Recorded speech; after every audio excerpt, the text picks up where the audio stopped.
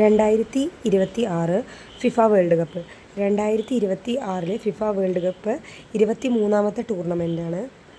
ചരിത്രത്തിൽ തന്നെ ആദ്യമായിട്ട് ഏറ്റവും കൂടുതൽ ടീമുകൾ മത്സരിക്കുന്നത് 2026 വേൾഡ് കപ്പിലാണ്. 48 ടീമുകളാണ്. America, Mexico, Canada. ഓർക്കാൻ AMC, അമേരിക്ക, മെക്സിക്കോ, കാനഡ എന്നീ 3 രാജ്യങ്ങൾ ചേർന്നാണ് ഇതിന് ആതിഥേയത്വം വഹിക്കുന്നത്. അപ്പോൾ ഇതിൽ ഓർമ്മിക്കാനുള്ളത് 23ാമത്തെ ടൂർണമെൻറ്റ് 48 ടീമുകൾ ഹോസ്റ്റ് ചെയ്യുന്നത് AMC, America, Mexico, Canada.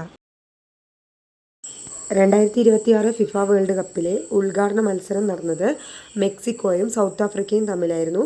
Mexico സിറ്റിയിലെ അസ്റ്റേക്ക സ്റ്റേഡിയത്തിൽ വെച്ചിട്ടാണ് ആദ്യത്തെ മത്സരം നടന്നത്. ഇതിൽ മെക്സിക്കോണ് വിജയിച്ചത്. 2026 ഫിഫ വേൾഡ് കപ്പ് ഫുട്ബോൾ മത്സരത്തിൽ ആദ്യത്തെ ഗോൾ നേടിയത് ജൂലിയൻ ക്വിനോനസ് ആണ്.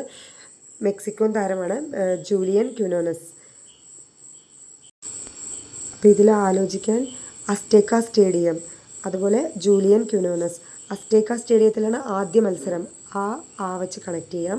അസ്റ്റേക്ക സ്റ്റേഡിയം ആദ്യ മത്സരം, ആദ്യ goal Julian ക്വിനോനസ്.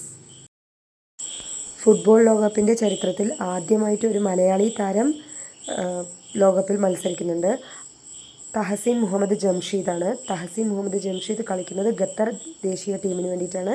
Thahseen Muhammad Jamsheed football world കപ്പിൽ പങ്കാളിയാവുന്നത്. ഇതുവരെയുള്ള ലോകകപ്പ് ചരിത്രത്തിൽ ഏറ്റവും കൂടുതൽ ഗോളുകൾ നേടിയ താരമാണ് ലയണൽ മെസ്സി. 18 ഗോളുകളാണ് അദ്ദേഹം നേടിയത്. 2026 ഫിഫ വേൾഡ് കപ്പ് 23ാമത്തെ ഫിഫ ലോകകപ്പ് മത്സരമാണ് നടക്കുന്നത്. 48 ടീമുകളാണ് ഇതിൽ മത്സരിക്കുന്നത്. അമേരിക്ക, മെക്സിക്കോ, കാനഡ എന്നീ 3 രാജ്യത്തിലാണ് ആതിഥേയത്വം വഹിക്കുന്നത്. ഉദ്ഘാടന മത്സരം നടന്നത് അസ്റ്റേക്ക സ്റ്റേഡിയം മെക്സിക്കോയിൽ വെച്ചിട്ടായിരുന്നു.